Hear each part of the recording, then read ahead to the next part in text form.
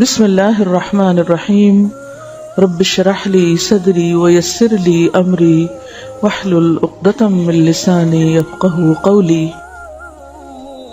Page 62 پر غسل، وضو اور تیمم۔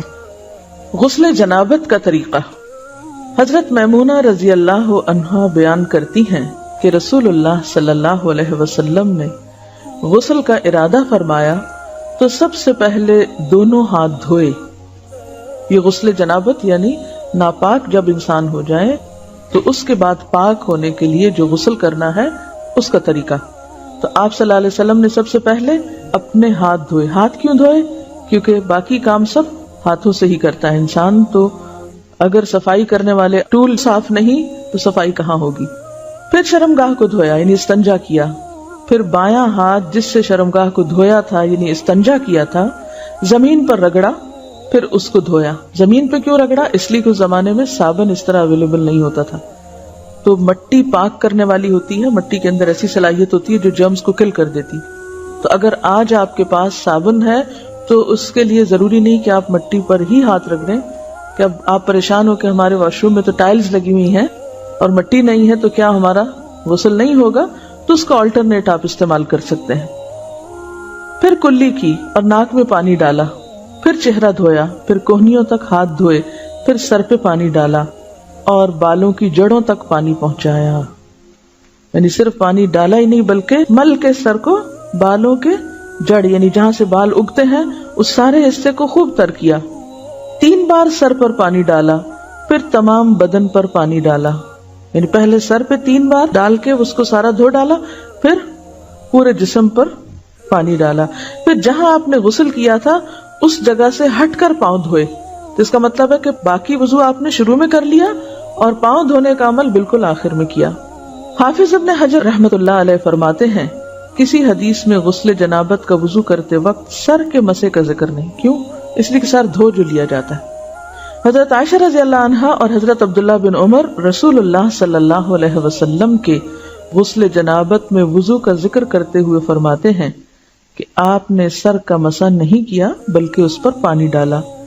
امام نسائی نے اس حدیث پر یہ باب باندھا ہے جنابت کے وضو میں سر کے مسح کو ترک کرنا۔ امام ابو داؤد فرماتے ہیں میں نے امام احمد سے سوال کیا کہ جنبی جب غسل سے قبل وضو کرے تو کیا سر کا مسح بھی کرے؟ جنبی یعنی جس کو حالت جنابت لاحق ہوئی ہے، ناپاک ہے، جب غسل سے قبل وضو کرے تو کیا سر کا بھی مسح کرے؟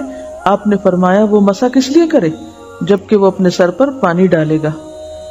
حضرت عائشہ رضی اللہ تعالی عنہا نے کہا میں اور رسول اللہ صلی اللہ علیہ وسلم ایک برتن سے نہاتے اور دونوں اس سے چلو بھر بھر کر لیتے تھے۔ یعنی آج کے دور میں تو آپ کے پاس مگ ہیں اور بہت سی سہولتیں ہیں، تو اس دور میں چلو سے پانی لے کر اپنے اوپر ڈال لیتے تھے۔ اس سے کیا پتہ چلتا ہے کہ اللہ نے انسان کو عقل دی ہے، انسان تدبیر کرے۔ اب آپ کو مثلا نہانے کی ضرورت ہے، آپ واش روم میں گئے ہیں، کہیں مسافر ہیں، وہاں صرف پانی کی بالٹی تو ہے لیکن پانی نکالنے والی کوئی چیز نہیں، تو آپ روتے ہوئے باہر آ جائیں کہ میں تو آج غسل ہی نہیں کر سکتی کیونکہ مگا ہی نہیں ہے۔ تو آپ صلی اللہ علیہ وسلم کا طریقہ دیکھیے کہ چلو بھر کے ایک ہاتھ سے یا لب بھر کے 2 ہاتھوں سے ڈال کے غسل کر لیتے۔ غسل پردے میں کرنا چاہیے۔ غسل جنابت کا وضو کافی ہے۔ حضرت عائشہ رضی اللہ تعالی عنہا سے روایت ہے کہ رسول اللہ صلی اللہ علیہ وسلم غسل جنابت کے بعد وضو نہیں کرتے تھے۔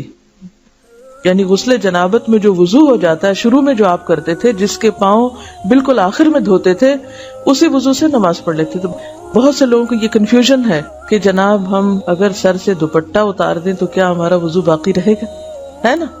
یہ بہت ایک خلش سی دل میں لوگوں کی ہوتی ہے۔ تو یہاں پر تو دوپٹہ کیا لباس بھی نہیں ہے، یعنی بے لباس وضو کیا گیا ہے اور وہی وضو کافی سمجھا گیا ہے، بعد میں دوبارہ وضو کی بھی ضرورت نہیں۔ دیگر غسل جنابت کے بعد ان احوال کا ذکر کیا جاتا ہے جن میں غسل کرنا واجب، مسنون یا مستحب ہے۔ جمعہ کے دن غسل۔